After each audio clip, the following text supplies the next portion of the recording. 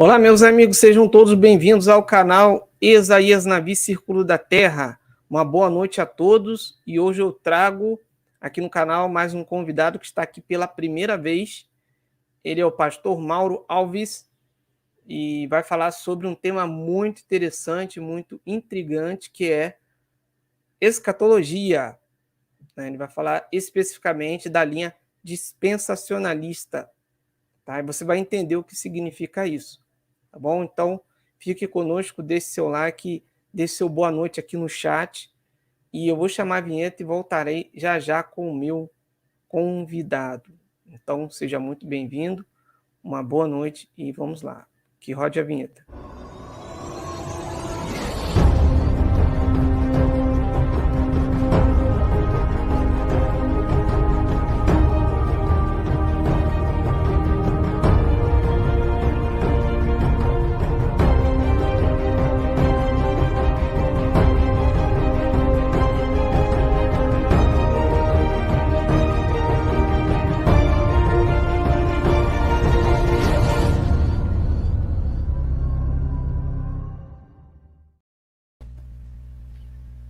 Tudo bom, pastor? Uma boa noite.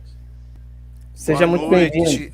Boa noite, Esaías. Eu agradeço, né? É um privilégio para mim poder participar aqui no seu canal e te agradeço desde já pela cordialidade e pelo convite que nos for enviado. Legal. Então, o prazer é todo meu, né? Recebê-lo aqui no canal. Tenho visto, pela pouco que eu conversei com o senhor, vejo que o senhor é bem erudito, bem estudioso, né? Gosta sabe, eu acredito que o senhor tem o domínio do assunto que irá apresentar hoje, que é um assunto muito complexo e disputado, né? De muita discussão. Não é verdade? Sim, com certeza, né? O tema em epígrafe, em pauta, é um tema que já houve exaustivos debates, né? Tratando sobre esse tema. Uns são pós-tribulacionistas, outros são mid-tribulacionistas. No meu caso aqui eu vou falar sobre o pré-tribulacionismo dentro da corrente dispensacionalista. Então são temas muito sugestivos, né, e que traz muita relevância. E eu acredito que quem vai avaliar, né, são os seus internautas aí, os que vão participar aí pelo chat, vão assistir a entrevista. Entendi. Eu vou cumprimentar aqui o chat primeiramente. Já a gente começar a nossa apresentação. Vamos lá? Boa noite, Lee Angel, seja bem-vinda. Jurandir Steinbrenner, seja bem-vindo. Áurea Cabreira, seja bem-vindo. Participando de São José do Rio Preto, São Paulo. Um abraço aí. Grande abraço ao distinto pastor Mauro Alves. Então, como eu não conheço, deve ser conhecido do pastor. Áurea Cabreira. Maravilha. Tá? Vadislau Gonzalo, seja bem-vindo. Cidade Tupã, genro do pastor Mauro aí, ó. Vadislau Gonzalo. Então, tem muitos aqui que vêm aqui por conhecer o pastor. Então, sejam todos bem-vindos aqui no canal. Glaucio Oliveira, seja bem-vindo. Minha esposa Silvana está aí na moderação, né, como sempre, me ajudando. Eduardo Alvim, boa noite, seja bem-vindo. Danilo Lima, seja bem-vindo aí. E, pessoal, você que nos assiste, deixe seu boa noite no chat. Não assiste só no anonimato. Quero saber quem é você que nos assiste, de onde você nos assiste aqui. E interaja no chat, que é muito legal, tá? Miss Selma Gonçalves Escândalo, seja bem-vinda. Paz do Senhor. Uma boa noite aí. E enquanto isso, o povo vai chegando. Enquanto o povo vai chegando aí, pastor, eu queria que o senhor fizesse uma introdução, dissesse o que significa dispensacionalismo, o que é uma dispensação, por exemplo. Faz uma introdução para a gente sobre o tema. Pois bem, eu quero já mandar um abraço a todos os irmãos que estão participando aí, né, irmã Áurea? Não vou mencionar nomes todos aqui, porque com certeza eu vou ter algum lapso aqui de memória, mas todos, né, o meu genro lá de Tupã, todos que estão participando, presbítero Danilo, Deus abençoe, obrigado pela estarem me prestigiando. Isaías, a palavra dispensação, né, que da onde vem o dispensacionalismo, ela está fundamentada na palavra oikonomia do grego, né, ou latim dispenso, que significa exatamente a palavra administração ou gerência. Por que é utilizado esse termo? Porque a dispensação, se você me permite, eu quero até ler um texto antes de eu começar. Pode ler.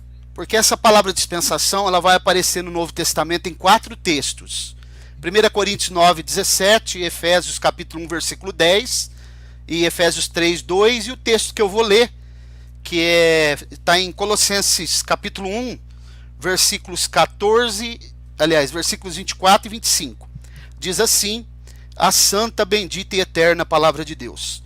Agora me regozijo nos meus sofrimentos por vós, e preencho o que resta das aflições de Cristo, na minha carne, a favor do seu corpo, que é a igreja, do qual me tornei ministro de acordo com a dispensação da parte de Deus, que me foi confiada a vosso favor, para dar pleno cumprimento à palavra de Deus.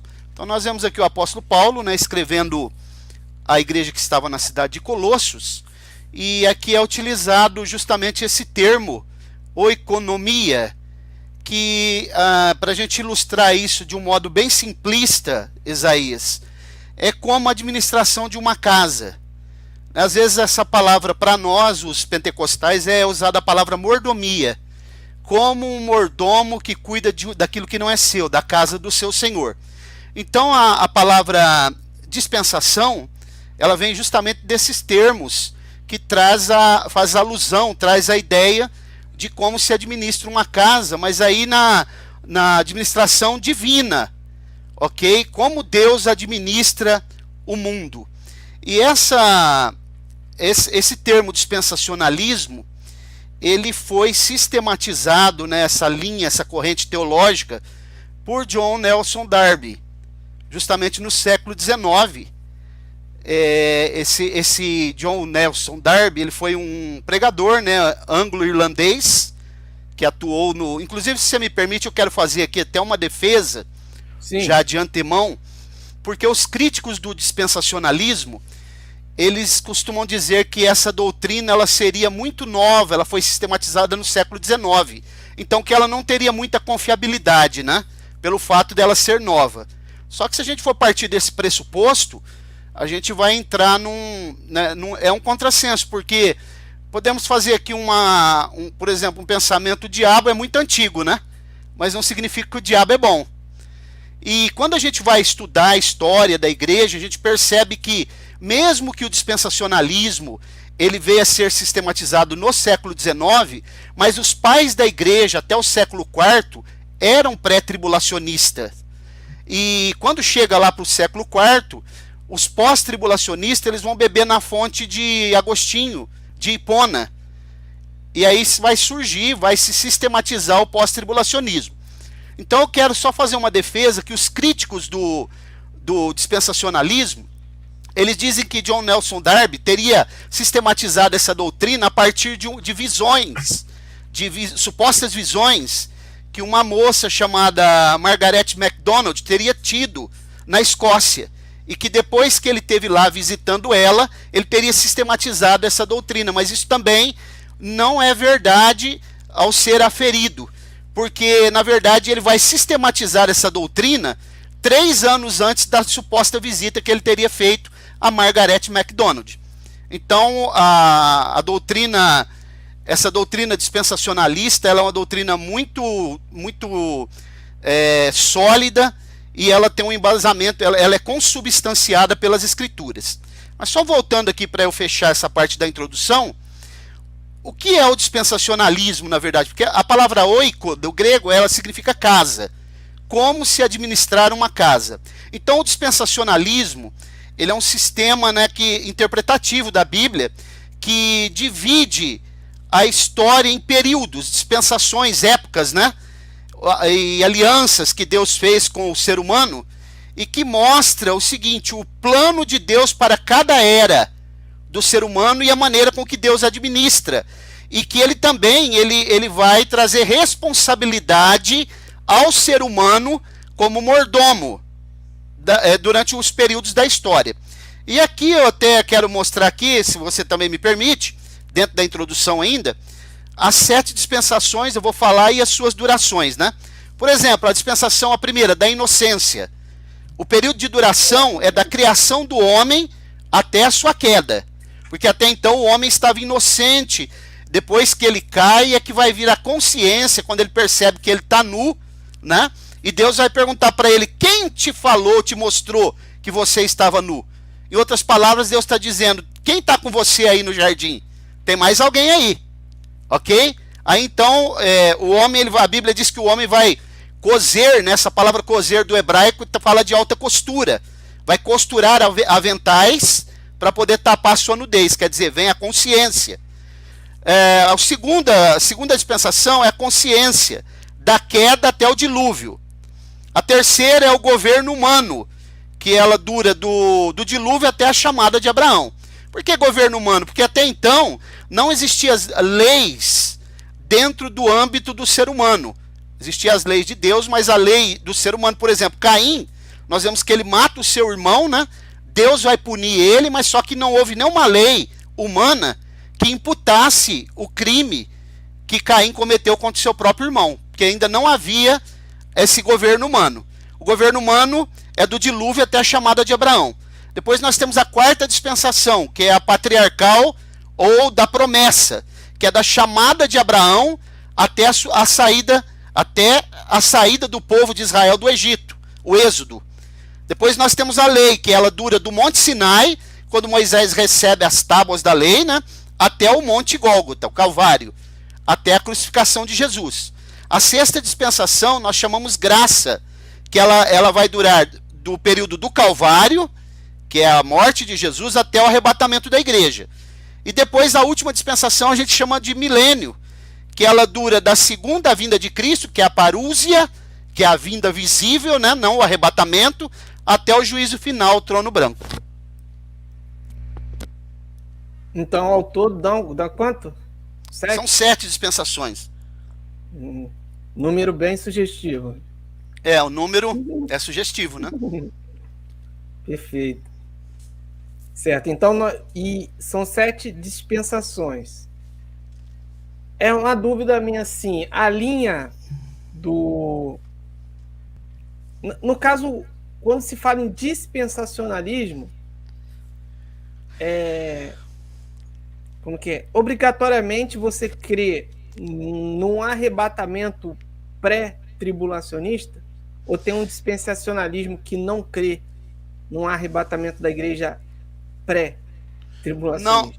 Não, o dispensacionalismo, ele tem 2, né? É o dispensacionalismo mais clássico, que era aquele que os pais da igreja criam, e depois esse, que é sistematizado no século XIX por John Nelson Darby. Mas os dois são pré-tribulacionistas.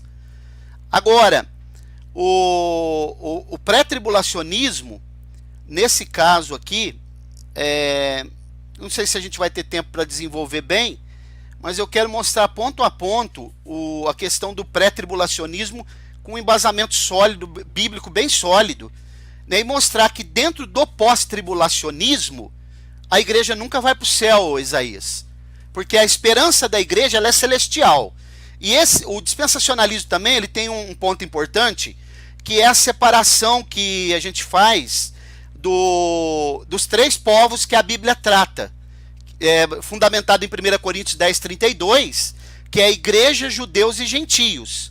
Quando você pega, por exemplo, o pós-tribulacionista, a teologia reformada, né, você vai perceber, os amilenistas, você vai perceber que eles não separam esses povos. Para eles é tudo um povo só, e eles chamam Israel, eles espiritualizam, eles dizem que o Israel seria o Israel de Deus.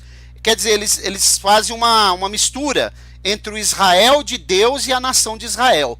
Então, o dispensacionalismo em si, ele é pré-tribulacionista, porque nós fundamentamos essas duas, nós dividimos em duas fases a vinda de Jesus. Tem muita gente confundindo também arrebatamento com segunda vinda, porque o arrebatamento, a gente entende que não precisa de sinais. O arrebatamento, nós entramos num outro ponto, que é a doutrina da iminência. A qualquer momento Jesus pode voltar, até agora, porque a doutrina da iminência é uma doutrina bíblica. Quando a Bíblia fala virá como ladrão, é o elemento surpresa, né? A qualquer momento. E a parúzia, que é aí sim a segunda vinda, né? 7 anos depois, quando ele vem visível, e aí ele pisa sobre o Monte das Oliveiras, fundamentado em Zacarias capítulo 14. Então nós utilizamos a palavra que está em 1 Tessalonicenses 4, 16, 17 ali, que acontece ali na verdade um rapax legomeno, né? Que é quando só aparece uma vez o texto grego, e ali só aparece a palavra harpazo, uma vez só ali, e a gente entende que é o arrebatamento, ser tirado à força, ser tirado rapidamente. Rápido. Rápido, exatamente. Entendi. E desde o século XIX que se propagou essa crença dessa forma, né? Em que as pessoas seriam arrebatadas, que o arrebatamento iminente. Alguns não gostam que a gente use o termo arrebatamento secreto, né? Secreto, alguns até os adventistas, eu tenho amizade com adventistas, e eles dizem para mim assim, vocês crê em arrebatamento secreto, mas nós temos esse texto. Nós temos um texto, pelo menos, que está em 1 Tessalonicenses, capítulos 4, 16, 17, nós pelo menos temos um texto. Agora, o pós-tribulacionismo não tem nenhum texto que eles mostram que a igreja vai para o céu. Nós pelo menos temos um. E no caso, embora os pais da igreja até o século IV eles fossem pré-tribulacionistas, mas eles não tinham essa divisão que nós fazemos, que vem a partir do século XIX, que é a vinda de Jesus em duas fases. Arrebatamento, que ele vem só nas nuvens, né? Invisível para o mundo e visível só para os salvos. E depois, 7 anos depois, a parúzia, que é quando ele vem e todo olho verá. Então, a partir do século XIX se fez essa divisão. Mas, quando a gente vai olhar para os textos bíblicos, né, que estão em consonância com 1 Tessalonicenses 4, 16, 17, nós percebemos que é uma doutrina muito sólida, o pré-tribulacionismo, o justo sendo tirado antes, né? Entendi. Mas os pais da igreja, eles acreditavam dessa forma? Sobre... Não. Então, quando Jesus fala de tribulação, quando Jesus fala de tribulação ali, ele fala de um arrebatamento antes dessa tribulação? Então, Isaías, Sim. Quando a gente lê o capítulo 24 de Mateus, eu vou até abrir aqui, se você me permite. Pode. Que é um capítulo muito emblemático e muito significativo dentro da escatologia bíblica, porque na verdade nós temos 3 livros apocalípticos, né? Nós temos o livro de Apocalipse, nós temos o livro do profeta Daniel e o livro do profeta Ezequiel, mas a escatologia bíblica, ela está espalhada por toda a Bíblia, como as outras doutrinas, e a teologia sistemática, o papel dela é agregar os assuntos, né? Então, quando a gente abre o capítulo 24 de Mateus, que é um capítulo que tem que se tomar muito cuidado para se fazer não só uma hermenêutica muito bem feita, né, mas também até aconselhável que se tenha seja pelo menos alfabetizado nos textos originais, no grego aqui no caso, né, pelo menos um conhecimento basilar, que é o meu caso, para poder você perceber algumas coisas aqui. Porque geralmente se confunde arrebatamento com segunda vinda. E quando a gente olha para os textos aqui, eu separo aqui alguns tópicos de Mateus. Para mim, ó, no capítulo 24, versículo 3 aqui, ó. Do versículo 1 até o 3, que nós vemos quando Jesus fala no versículo 3, no Monte das Oliveiras, achava-se Jesus assentado, quando se aproximaram dele os discípulos em particular e lhe pediram: dize-nos, quando sucederão estas coisas? E que sinal haverá da tua vinda e da consumação do século? E ele lhe responde: vede que ninguém vos engane, porque virão muitos em meu nome dizendo eu sou o Cristo, e enganarão a muitos. Então, o que Jesus está tratando com eles aqui é depois que eles fazem uma visita no templo e eles ficam perplexos, né, vislumbrados com a beleza, suntuosidade do templo. Não obstante, esse templo não podia nem ser comparado com o templo de Salomão, né? Esse daqui foi reformado por Herodes, período interbíblico, mas esse templo assim mesmo era muito suntuoso. E Jesus vai dizer: olha, esse templo que vocês estão vendo aqui, eles estavam admirados, não ficará pedra sobre pedra.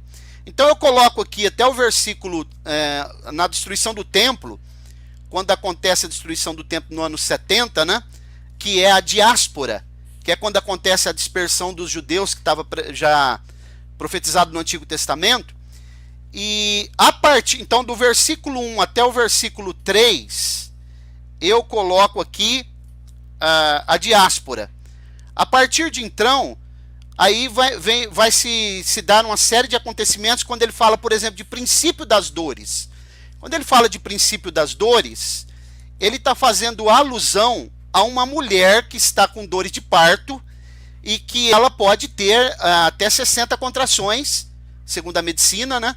E na medida que essas contrações vão ficando mais próximas uma da outra e mais intensas, significa que ela está mais próxima de dar à luz. Então Jesus está explicando isso para eles, né? Que é o princípio das dores. E a partir do versículo 15, aí eu já começo a ver a grande tribulação aqui. Nesse caso, a igreja já foi tirada. O versículo 14 também, Isaías, se você me permite, e será pregado este evangelho do reino por todo mundo, para testemunha a todas as nações, então virá o fim. Eu separo esse versículo aqui, eu vejo que esse versículo acontece aqui uma anacrologia, ele está fora de ordem cronológica. Porque para mim esse versículo, esse 14, ele se cumpre no milênio. Porque eu não acredito que o evangelho que nós pregamos hoje, embora evangelho é um só, para todos nós sabemos que evangelho, Paulo fala em Gálatas capítulo 1, versículos 8 e 9, que se aparecer outro evangelho seja anátema. Mas para mim, o que muda é a nomenclatura e a circunstância com que o evangelho é pregado. Para mim esse versículo ele tá destoando aqui da cronologia. Para mim o evangelho do reino, ele é pregado durante o período do milênio pelos 144 mil. Eu entendo que nós pregamos hoje o evangelho da graça.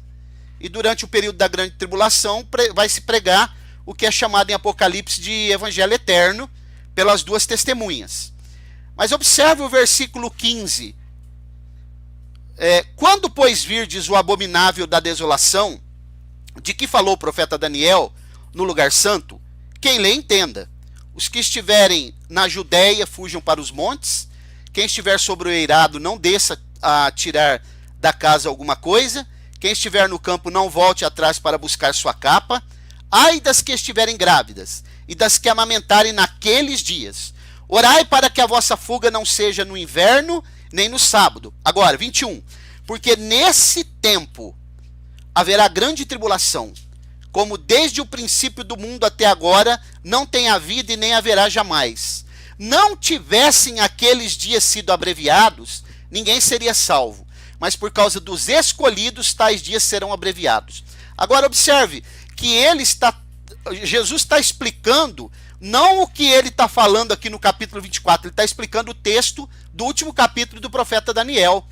Quando Daniel fala lá, Deus fala para Daniel: tu, porém, vai até o fim, porque você vai dormir, né? Vai morrer, mas no fim dos dias te levantarás, quer dizer, ressuscitarás para receber a tua herança. E quando Jesus fala que se aqueles dias não tivessem sido abreviados, eu já vi tanta gente pregando que está acontecendo hoje. Hoje mesmo eu falei com uma pessoa e ele disse para mim: já está acontecendo, olha, o dia está ficando mais curto, o tempo está passando mais rápido. Mas não é, porque hoje as pessoas elas acumularam muito mais tarefas do que há alguns anos atrás. A tecnologia hoje ela é assustadora, né? Nós vemos em Daniel 12, versículo 4, que Deus diz para Daniel: tu, porém, encerra as palavras e sela o livro, porque até o tempo do fim muitos correrão de um lado para o outro e a ciência se multiplicará. Se nós pegar um jornal hoje, Isaías, de uma cidade grande, como São Paulo, Rio de Janeiro, apenas o periódico, nós vamos perceber que tem mais informação científica do que de um dia, do que as pessoas tinham a vida toda há 200 anos atrás.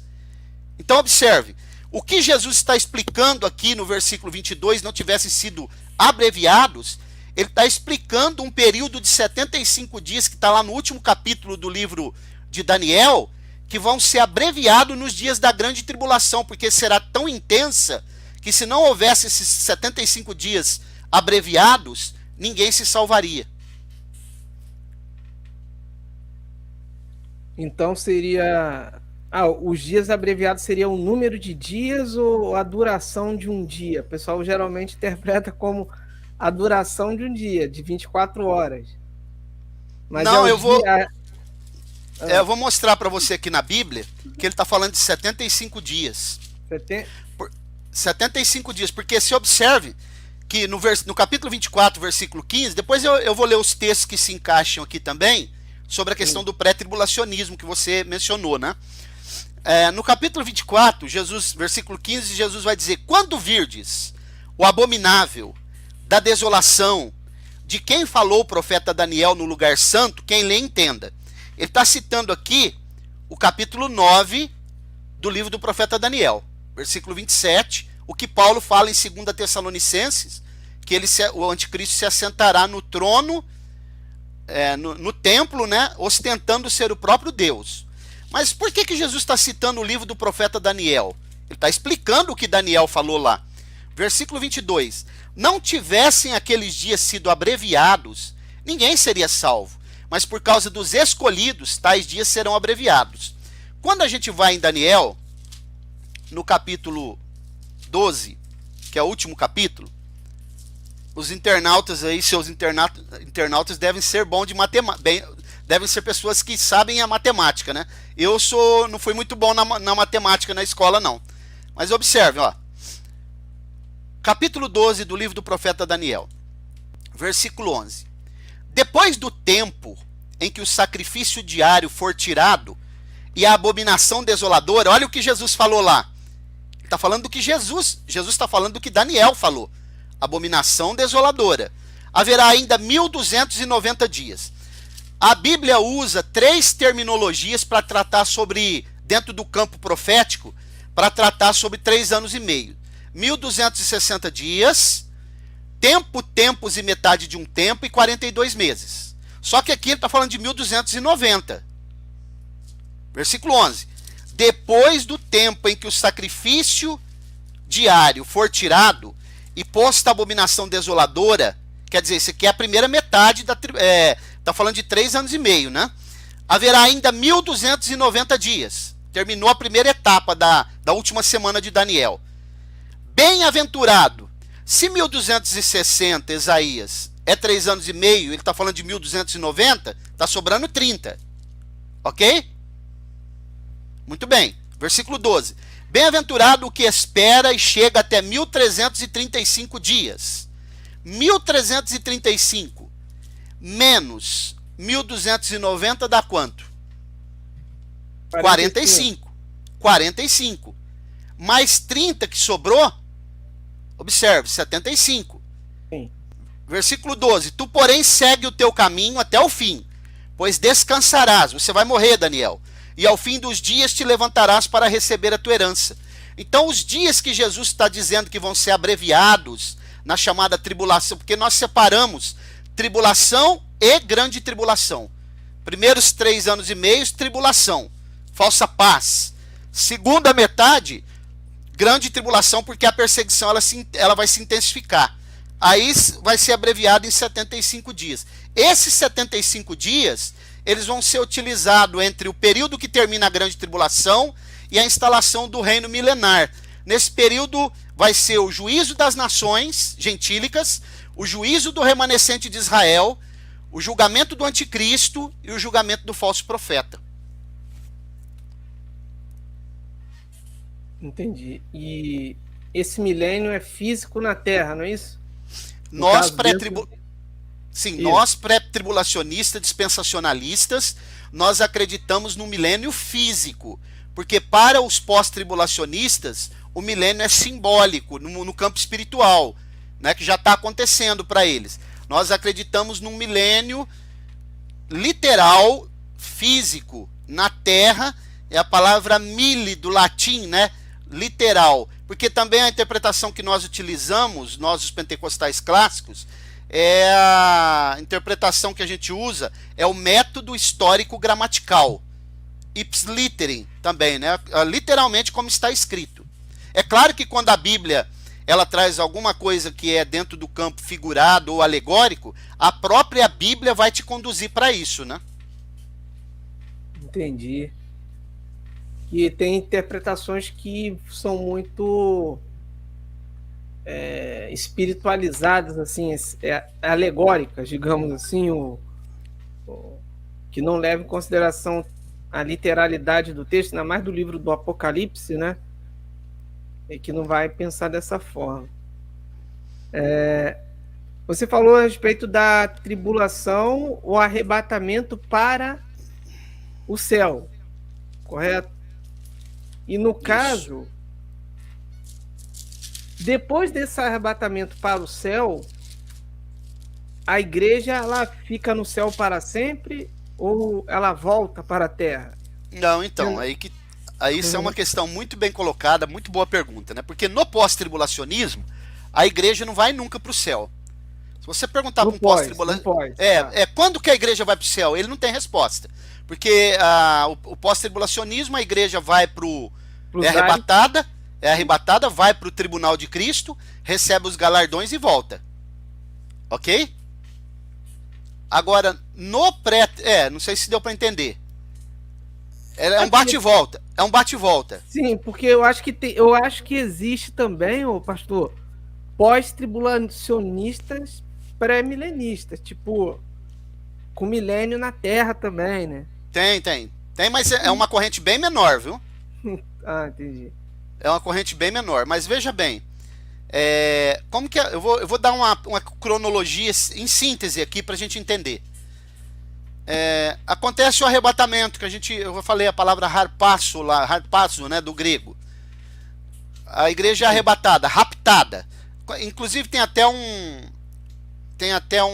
uma metodologia que a gente estuda, chama o rapto e a revelação, que é mostrando justamente a questão do arrebatamento e a questão da Jesus vindo e todo olho vendo, né, revelado. Então veja bem, acontece o arrebatamento, a igreja encontra Jesus nos ares, nas nuvens, porque ele não desce aqui na terra. E os mortos em Cristo ressuscitarão primeiro. Uma outra coisa que eu quero explicar aqui, Isaías, é que quando a trombeta toca, que está lá em 1 Tessalonicenses 4, 16, 17, que a Bíblia diz, ouvida a voz do arcanjo, né, e ressoada a trombeta de Deus, é interessante porque essa trombeta, ela não é uma trombeta literal. Ela é uma trombeta, é a voz de Jesus chamando os mortos. Não é para os vivos ouvir, os vivos têm que ficar vigilante. É como se fosse 2 batalhões. Está tendo guerra agora lá na Ucrânia, né? Vamos supor que tem um batalhão acordado e tem um batalhão que está dormindo, descansando. Aquele que está dormindo, o que está acordado tem que estar vigilante. Se o inimigo vem, alguma coisa, ele precisa tocar uma trombeta para acordar os que estão dormindo. Então como se fossem 2 exércitos da igreja, um dormindo, que morreu, e outro acordado. A trombeta, segundo está escrito em João, Evangelho segundo escreveu João, capítulo 5, versículos 28 e 29, é a voz de Jesus chamando os mortos, porque os mortos ressuscitam primeiro. E quando a gente vai estudar a Bíblia, a gente percebe uma coisa muito interessante. Quando a Bíblia diz voz como que de trombeta, é a voz do Filho. Quando a Bíblia diz voz como o som de muitas águas, a gente percebe que é a voz do Pai, mas é o Filho que fala pelo Pai. Isso aqui é muito interessante, já é até um outro assunto. Mas, partindo dessa premissa, o arrebatamento acontece. Os mortos ressuscitam. Os vivos são arrebatados para encontrar o Senhor nos ares. E aí Paulo, em 1 Coríntios capítulo 15, que ele trata das ressurreições, ele diz que aquilo que é mortal será revestido de imortalidade, aquilo que é corruptível será revestido de incorruptibilidade, né? E assim ele está mostrando a certeza da ressurreição, que provavelmente no capítulo 15 de 1 Coríntios, ele está tratando com os saduceus que não criam na ressurreição. Aconteceu o arrebatamento, aí a gente entende que ainda nos ares, antes que a igreja entre para as bodas, acontece o tribunal de Cristo, que é para a entrega de galardões, fundamentado em 1 Coríntios capítulo 3, a partir do versículo 10 em diante. Então a gente entende que a igreja ela recebe galardões, prêmios, segundo as suas obras aqui na terra. Ok?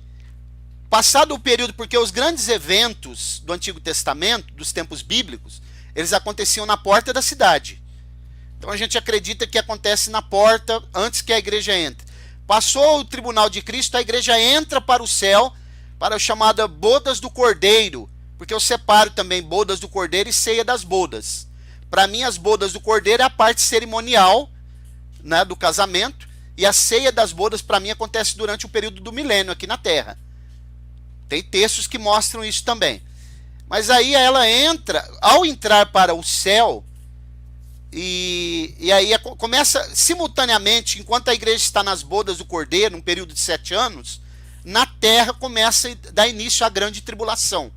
Se você me permita ler um outro texto, por favor, em Isaías 57, olha o versículo 1. Perece o justo, e não há quem se impressione com isso.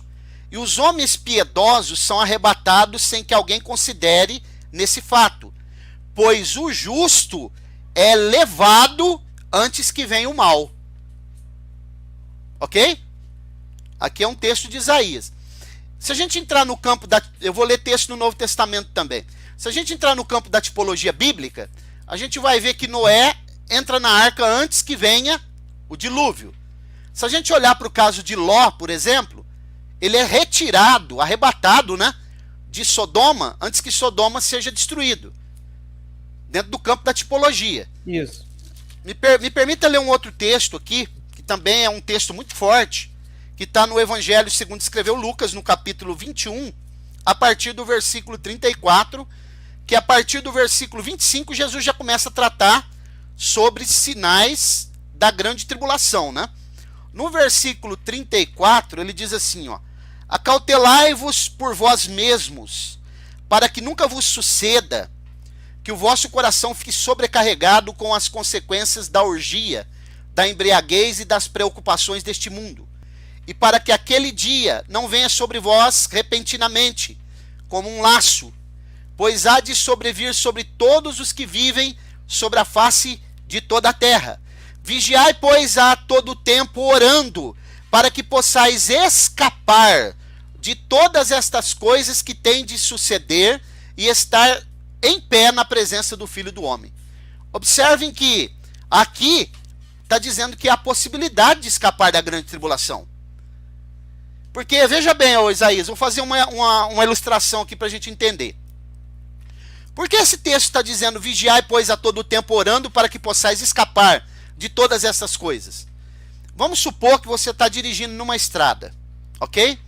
Você está com o seu automóvel numa estrada e você começa a ver algumas placas. Uma placa diz assim, cuidado, pista sinuosa. Ou curva sinuosa. Aí você vai andar, ela está reta a pista. Daqui a pouco você anda mais um pouco, tem outra placa. Cuidado, neblina na pista. Aí você anda mais alguns quilômetros, não tem neblina. Você vai andar mais um pouco, você vai ver outra placa. Cuidado, ponte caída. Aí você anda tantos quilômetros e não acha, não encontra essa ponte. Se nenhuma dessas coisas ela está em ocorrência, para que eu aviso? Não seria razoável que tivesse o aviso. Então nós vemos aqui o aviso, vigiai 36, vigiai, pois a todo tempo orando para que possais escapar de todas estas coisas que tem de suceder e estar em pé na presença do Filho do Homem. Aí vem um outro ponto também, por exemplo, os midi-tribulacionistas, eles costumam usar um texto lá de Apocalipse, né, e eles usam o texto grego, a palavra ex, ou ek, significa tirar de dentro, tirar do meio, né? E aí eles dizem que supostamente a igreja poderia ser tirada de dentro, da grande tribulação. São midi-tribulacionistas. Eles Mas usam a gente muito o Apocalipse 12 também, né? O 12, o texto de Apocalipse 12, né? Eu até, se você quiser que a gente dê uma pincelada nele, mas é um texto que precisaria ter muito tempo para a gente fazer uma exposição versículo por versículo, né? Porque aqui já é aqui tem eu vou abrir aqui no 12, observe. Porque, pensa comigo ainda dentro do campo da tipologia. Sim. Daniel foi lançado na cova dos leões, né? Foi tirado da cova. Aí a gente poderia até usar a palavra eque aqui no Novo Testamento. Ser tirado de dentro. Os 3 amigos de Daniel foram tirados de dentro da fornalha. Eles não foram livrados da fornalha, mas na fornalha. Ok. Só que como a gente separa Israel da igreja, a gente entende que tanto Daniel como os 3 dentro da cova, eles tipificam Israel, que será tirado, será liberto da grande tribulação, os 144 mil especificamente, que vão ser livres, libertos das mãos do anticristo durante o período da grande tribulação.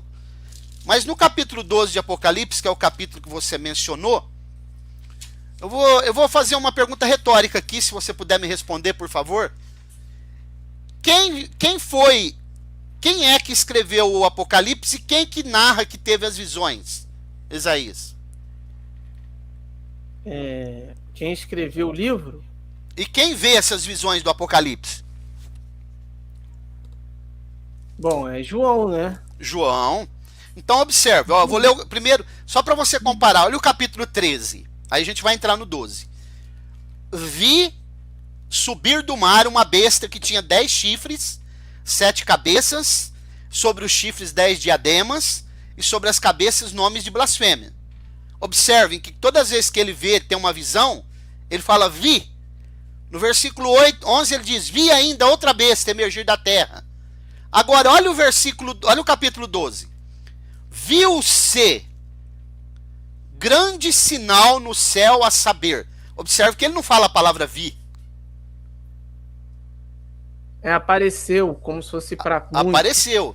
O que ele está mostrando aqui é o seguinte, ele vai agora aqui narrar uma série de acontecimentos progressivos. Por quê? Porque lá no capítulo 1, Jesus vai falar, quando ele vê Jesus glorificado, ele vê Jesus, ele ouve uma voz como que de trombeta, ele se vira, estava atrás dele, ele se vira e ele vê o Cristo glorificado. Então aí ele diz assim, escreve as coisas que viste, passado, as coisas que são, presente, e as coisas que depois dessas vão de vir, futuro. Então aqui o que ele está narrando no capítulo 12 é uma série de acontecimentos progressivos, observe. Viu-se grande sinal no céu, a saber, uma mulher vestida do sol com a lua debaixo dos pés, e uma coroa de 12 estrelas na cabeça. Quem que a gente identifica aqui como essa mulher? Existem várias conjecturas aqui, né? Ilações. Uns dizem que é a igreja, outros dizem que é Maria. Só que vamos dar uma olhada. O que a gente entende aqui, fundamentado em Gênesis 37, versículo 9, é que essa mulher para nós é a nação de Israel. Porque essa lua, esse sol, está correlacionado com o sonho de José. As 11 estrelas que ele viu, que se inclinavam diante dele. Olha o versículo 2. Achando-se grávida, gritava com dores de parto, sofrendo tormentos para dar à luz. Viu-se. Mais uma vez ele está narrando algo aqui, acontecimentos progressivos. Outro sinal, eis um dragão grande e vermelho, com 7 cabeças e 10 chifres, nas suas cabeças 7 diademas. Observe, essa palavra diademas, ela é importante pelo fato de que o que está sendo usado aqui para coroa é a palavra diadema. Não é a palavra Stéphanos. A palavra Stéphanos é a coroa que se entregava para quem vencia, por exemplo, uma Olimpíada, uma prova de uma Olimpíada. Aqui não, aqui é uma coroa de rei. Então, aqui tem uma coisa muito interessante, porque o Satanás, ele vai usar o anticristo, que para nós é um homem, literalmente um homem, para ele imitar Jesus em tudo. Por exemplo, Jesus, ele a Bíblia, ele diz que ele é a videira verdadeira em João 15, né? Aqui no capítulo 14 de Apocalipse, o anticristo é chamado de videira da terra. Jesus tem uma noiva, a igreja fiel. Ele também, o anticristo também tem uma noiva, que é a igreja apóstata. Jesus recebe várias coroas, tem várias coroas no capítulo 19 de Apocalipse, montado no cavalo branco ali, com vários diademas. Aqui Satanás também está com diademas. São coroas de reis. Nós percebemos várias coisas que também, não sei se vai dar tempo, né? Não sei quanto tempo costuma ser a live, ô Isaías. É cerca de 1h40. Tá, mas tem muitas coisas que ele tenta imitar Jesus, né? Mas voltando aqui para o capítulo 12, diz assim, ó, 3, versículo 3. Viu-se também outro sinal no céu, eis um dragão grande e vermelho, com 7 cabeças, 10 chifres, nas cabeças 7 diademas. A sua cauda na Bíblia tipifica engano, falso profeta. Na Bíblia, cauda tipifica falso profeta. A sua cauda arrastava a terça parte das estrelas do céu, as quais lançou para a terra. E o dragão esteve em frente à mulher, que estava para dar à luz, a fim de lhe devorar o filho quando nascesse. Então o que nós entendemos aqui? Esse dragão está mais do que claro que é Satanás. A mulher para nós é a nação de Israel. O filho para nós, o filho varão, é confirmado no capítulo 19 de Apocalipse que ele é o próprio Jesus. Mas se ele é o próprio Jesus, como que a mulher pode ser a mãe dele? Porque ele nasce da nação de Israel. Ele é oriundo da tribo de Judá, da linhagem de Davi, né?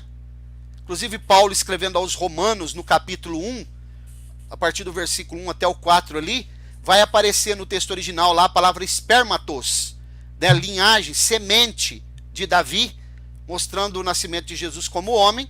E aqui no caso, Jesus nasce da nação de Israel. Olha o versículo 5. Nasceu-lhe, pois, um filho varão que há de reger todas as nações com cetro de ferro. Seu filho foi arrebatado para Deus até o seu trono. Está muito claro que esse filho aqui é o próprio Jesus. A mulher, porém, fugiu para o deserto, onde lhe havia Deus preparado lugar para que nele a sustentasse durante 1260 dias. 3 anos e meio. Agora aqui, ô Isaías, versículo 7 diz assim, ó, houve peleja no céu. Miguel e seus anjos pelejaram contra o dragão, também pelejaram o dragão e seus anjos. Todavia, não prevaleceram, nem mais se achou no céu o lugar deles. E foi expulso o grande dragão. Aqui a Bíblia, interpretando ela própria, está dizendo quem é o dragão. A antiga serpente, que se chama Diabo, Satanás, o sedutor de todo mundo. Sim, foi atirado para a terra e com ele os seus anjos. Então eu percebo aqui que muita gente pensa ou interpreta que essa guerra que houve no céu é a queda original, que é narrado lá em Isaías 14, Ezequiel capítulo 28. Mas nós entendemos aqui que isso daqui é uma guerra que vai acontecer, que ainda não aconteceu, vai acontecer durante o período da grande tribulação. E que ele será lançado na terra. Satanás será lançado na terra. Eu não sei se você está com a Bíblia aberta aí, mas quando a gente olha o capítulo 9, ó, o versículo 9, diz assim, ó, foi expulso o grande dragão, a antiga serpente que se chama Diabo, e Satanás, o sedutor de todo mundo. Sim, foi atirado para a terra, e com ele os seus anjos. Se a gente continuar lendo o versículo 10 em diante, parece que aqui acontece uma outra anacrologia. Quando a gente vai para o versículo 13, olha que interessante. Quando, pois, o dragão se viu atirado para a terra, perseguiu a mulher que dera luz ao filho varão. Então você perceba que aqui isso acontece em alguns textos na Bíblia, né? O texto está fora de ordem cronológica. No capítulo 12, do 9, a continuidade está no versículo 13. Não sei se você quer fazer algum comentário em cima. Não, esse capítulo é bem usado pelos midi-tribulacionistas. Eles dizem que o filho varão seria a igreja, não seria Cristo, não, mas seria a igreja... Os vencedores. Os vencedores. Bom, eu vou mostrar um texto aqui que prova... Porque ele Sim. é levado quando criança, Sim. né? Então vamos fazer assim, um... Eu já ouvi falar nisso, não tô dizendo que eu Não, eu acredito. estou te entendendo. Vamos fazer um paralelo com o texto do capítulo 12 com o do capítulo 19. Capítulo 12, versículo 5, ó. Nasceu-lhe, pois, um filho varão, que há de reger todas as nações. Ok? Com Sim. cetro ou vara de ferro. O seu filho foi arrebatado. Eles usam esse texto aqui, ó. Para Deus, até o seu trono. Agora, vamos fazer um paralelo com o capítulo 19. Versículo 11 em diante. Eu vi o céu aberto. Eis um cavalo branco. O seu cavaleiro se chama Fiel e Verdadeiro. Você sabe por que aparece essa palavra fiel e verdadeiro aqui, ô Isaías? Como aparece a palavra videira verdadeira. A palavra videira verdadeira, que Jesus fala em João 15, é porque tem uma videira falsa, em Apocalipse 14. Aqui, ó, o seu nome é fiel e verdadeiro, cavaleiro montado num cavalo branco, porque no capítulo 6 tem um montado, ele está num cavalo branco também, mas ele é o falso. E é interessante que ele tem um arco, do capítulo 6 tem um arco, mas só que não tem flecha. E ele saiu vencendo e para vencer. Significa que quem sai vencendo é igual lá na Rússia, na Ucrânia. A Rússia, ela saiu vencendo para vencer, mas ela não venceu ainda. Ok? Então nesse caso aqui, ó, vou ler de novo. Vi o céu aberto, eis um cavalo branco. Seu cavaleiro se chama Fiel e Verdadeiro, julga e peleja com justiça. Os seus olhos são como chama de fogo, a mesma visão que João teve lá no capítulo 1. Há muitos diademas, ou as coroas aqui de reis, né? Na sua cabeça. Tem um nome escrito que ninguém conhece senão ele mesmo. Está vestido com um manto tinto de sangue. Isaías tem essa visão dele também lá no capítulo 63. E se chama o Verbo de Deus. Quem é o Verbo de Deus? Jesus, segundo João capítulo 1, versículo 1. E seguiam-nos os exércitos que há no céu, montando cavalos brancos, com vestiduras de linho finíssimo, branco e puro. O linho finíssimo tipifica a justiça dos santos. Sai da sua boca uma espada afiada, para com ela ferir as nações. Ele mesmo regerá as nações com cetro de ferro, e pessoalmente pisa o lagar do furor, lagar do vinho do furor da ira do Deus Todo-Poderoso. Lá em Isaías 63, 3, Isaías tem essa visão também. Então a própria Bíblia aqui, usando aquele princípio que ela mesma se interpreta, o texto do capítulo 12 está correlacionado, está paralelo, só que aqui é progressivo, está com mais detalhes, mostrando que Jesus é o filho varão. Entendi. É porque o Apocalipse ele se usa de muitos símbolos, né? Você tem aí o cordeiro, por exemplo. Às vezes é um homem maduro, às vezes é um menino, né? Então, foi bom você ter tocado nisso, porque quando a gente vai para o capítulo 5, no capítulo 5 de Apocalipse, é a visão do livro selado, e ele tem a visão do cordeiro.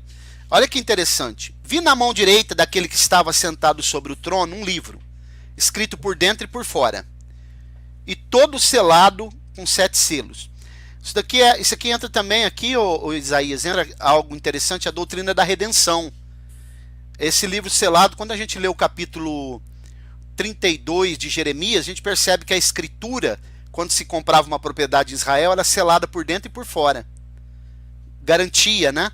É como se fosse você assinando e eu assinando, o vendedor e aquele que compra uma propriedade. Então, versículo 2. Vi também um anjo forte que proclamava em grande voz: quem é digno de abrir o livro e lhe desatar os selos?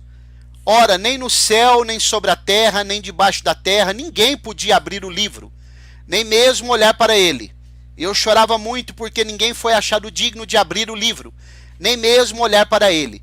Todavia um dos anciãos me disse: não chores, eis aqui o leão da tribo de Judá, a raiz de Davi, venceu para abrir os selos. Ele falou o que? Leão, né? Olha o versículo 6. Então vi no meio do trono e dos 4 seres viventes, e entre os anciãos de pé, um cordeiro. Ué, mas ele falou que ia mostrar o leão. Mas quando ele olha, ele vê o cordeiro. Olha que interessante. Sim. Como tendo sido morto, quer dizer, ele tinha marcas, né, de ferimentos. Como tendo sido morto, ele tinha marcas. Ele tinha 7 chifres, 7 pontas no caso, que fala de poder, né, de a plenitude do poder. 7 olhos, fala da sua onisciência, que são os 7 Espíritos de Deus enviados por toda a terra. Isso aqui, quando a gente vai para o capítulo 11 de Isaías, a gente percebe que é um Espírito só, mas com 7 atributos. Versículo 7. Veio, pois, e tomou o livro da mão direita daquele que estava sentado no trono. E quando tomou o livro, os 4 seres viventes e os 24 anciãos prostraram-se diante do cordeiro. Observe que trata ele como cordeiro e como leão. Ok? Porque para Israel ele é o leão da tribo de Judá. Mas para a igreja ele é o cordeiro de Deus que tira o pecado. É o cordeiro pascal, né? Que Paulo falou. É a nossa Páscoa. E aí ele diz assim, ó. Versículo 8. Tomou o livro, os 4 seres viventes e os 24 anciãos se prostraram diante do cordeiro, tendo cada um deles uma harpa e taças de ouro cheias de incenso, que são as orações dos santos. Então quando ele abre Isaías, no capítulo 6, versículo 1, Jesus vai abrir o livro selado. Por que só ele pode abrir o livro selado? Porque isso aqui está depositado em juízo. Quando alguma coisa é depositada em juízo, é só o juiz que abre. Como ele é juiz de vivos e de mortos, que foi outorgado, delegado pelo Pai, o Pai ninguém julga, mas ao Filho ele delegou para que julgasse vivos e mortos. Como ele depositou o seu sangue no leilão espiritual como valor equivalente, isso foi depositado em juízo. Só ele pode abrir. Então ele abre o livro selado. E aqui começa, no abrir do livro selado, é o início da grande tribulação.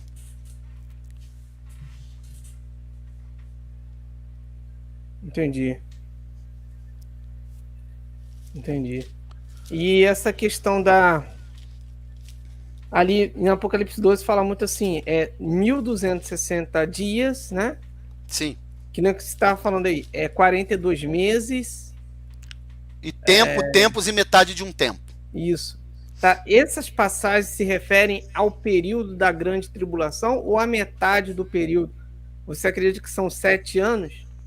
Nós acreditamos dentro do dispensacionalismo que são 7 anos, porque as semanas de Daniel, as 70 semanas de Daniel, elas não são semana de dias, elas são semana de anos. Ok? Sim. Então nós acreditamos que já se cumpriu, em síntese, né? Aqui, porque é muito mais amplo do que eu estou falando aqui, mas sintetizando, nós acreditamos que já se cumpriu 69 semanas, 483 anos. E há agora um gap, um lapso, que acontece, né, no chamado que a gente chama período da igreja. Eu vou usar aqui também mais uma vez uma ilustração bem simplista.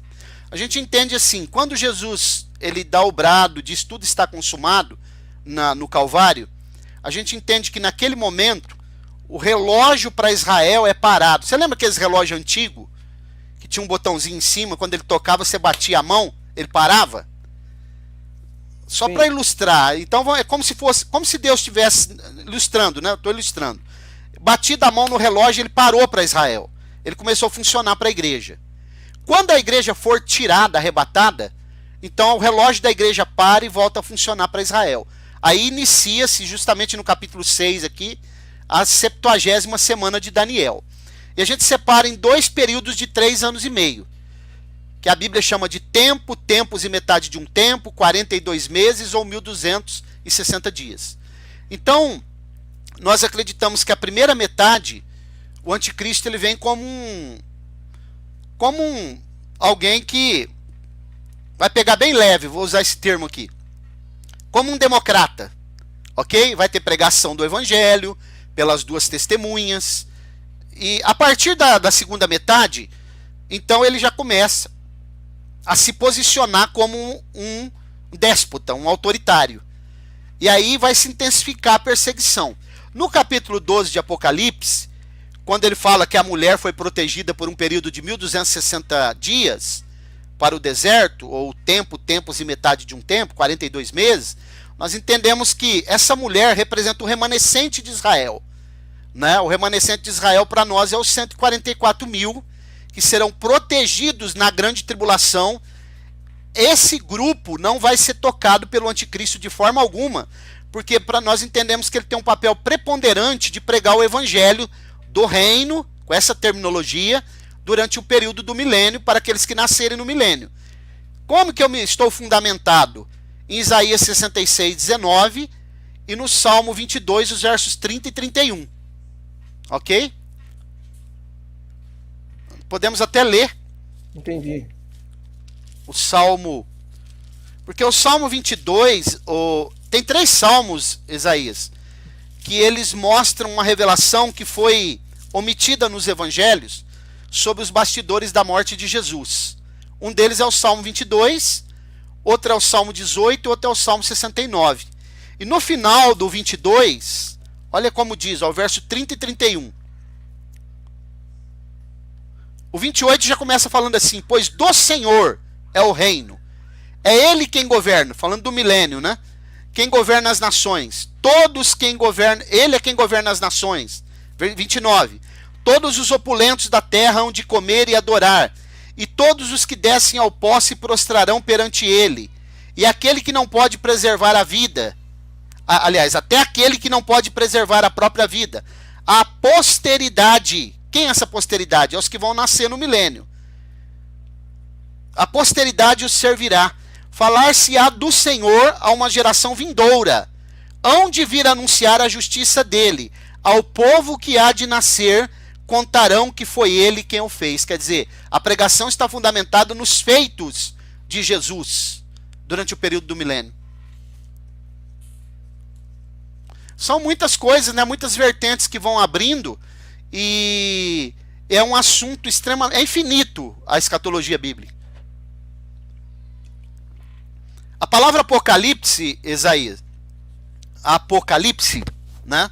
Ela é uma junção de dois termos gregos, apo, né? Calipse, apocalipse, apo, revelar. Calipse vem de eucalipto, significa sombra, tirar, revelar, extrair das sombras. Entendi, a revelação. Exatamente. E você, assim, hoje em dia, a crença no arrebatamento iminente, ela está sendo cada vez mais, pelo menos é o que eu tenho observado, não sei se isso não sei se você tem essa impressão, que as pessoas têm muito questionado, ou pelo menos abandonado essa ideia, e em sua maioria, muita gente tem desacreditado disso, e se voltado para a linha de interpretação reformada, né? Que não acredita. No caso deles, haverá um arrebatamento pós-tribulacionista, sendo que depois da tribulação tem um milênio. Sim. Aí vai dar linha, né? Se é a milenista ou milenista, ou milenista, no caso, pré-milenista, milênio real. Então há um arrebatamento para voltar para a Terra. Eu acho muito difícil. Você tem razão. Muita gente do pré-tribulacionismo está migrando para o pós-tribulacionismo, para o amilenismo. Eu acho que é uma linha mais... Vou utilizar um termo mais conveniente. Eu acho mais conveniente, né? Pela atual conjuntura do mundo que nós estamos vivendo, eu acredito que ela é uma linha, porque, na verdade, as pessoas... É até racional, poderia se dizer, mas só que a Bíblia, Isaías, ela tem muitas revelações. Há um termo no Antigo Testamento que os judeus, os rabinos judeus, eles utilizam para... Quando eles estão falando de estatutos, que é a palavra hukim, que significa supra-racional. Ela traz uma ideia de acima do nosso entendimento. Por exemplo, vou usar aqui um termo, o que eu estou lembrando aqui. Por que a Bíblia fala sobre dízimo 10%? Não sei. Nós não sabemos. Poderia ser 20%. É a palavra decimare, 10. Mas ele poderia ter falado, tem que dar 20, ou 30, ou 40. Mas a Bíblia fala 10, nós não sabemos explicar por quê. Isso é suprarracional. É ruquim. Por exemplo, como que você vai explicar que o machado flutuou lá na passagem de Eliseu? Um elemento mais pesado do que a água subiu. Como que você vai explicar? Por isso que hoje existe uma série já de teologias neoliberais, né? Teologias novas aí, cheia de modismo, como o universalismo, por exemplo, que diz que todos vão ser salvos, o teísmo aberto, enfim, porque vão abandonando as teologias ortodoxas, né, a teologia mais conservadora, e vão migrando para teologias mais racionais, porque a Bíblia, ela não é um livro racional, embora a razão está aqui, porque a razão ela não se aparta da fé, porque senão é fideísmo. A razão tem que estar paralelo com a fé. Todavia, existem coisas na Bíblia que estão acima do nosso entendimento. É suprarracional. Como que eu vou explicar, dentro da razão, da lógica, que um morto que fazia 4 dias que estava morto, Jesus mandou ele sair para fora, usou até uma redundância, né? Lázaro, sai para fora. Não tem como sair para dentro, tem que sair para fora mesmo. Isso é uma redundância. Como que eu vou explicar que, como eu disse, um homem passou 3 dias e 3 noites no ventre de um grande peixe e não foi absorvido pelos os elementos digestivos, suco gástrico daquele peixe? Isso aí é suprarracional. Eu creio pela fé, igual a doutrina da Trindade, Isaías. A doutrina da Trindade, ela não está de modo explícito nas Escrituras. Ela está implícito. Precisa pensar os textos para você entender, mas eu creio. Então eu acredito que o pós-tribulacionismo ele é um pouco mais racional, sim, mas também é um pouco mais conveniente. E aí quando você vai, por exemplo, sustentar que estão dizendo que o milênio já está acontecendo. Estou falando isso do pós. Aí terminou o arrebatamento, aí vem outro milênio. Isso é difícil para eles também explicar, né? Isso é muito complicado. E tem até um texto lá em Apocalipse também, capítulo 20, que fecha eles, né? Uma questão muito simples lá. Mas, no pós-tribulacionismo, o que acontece é o seguinte, terminou a grande tribulação, a igreja é arrebatada. E aí a igreja vai para o tribunal de Cristo e já volta para a terra de novo.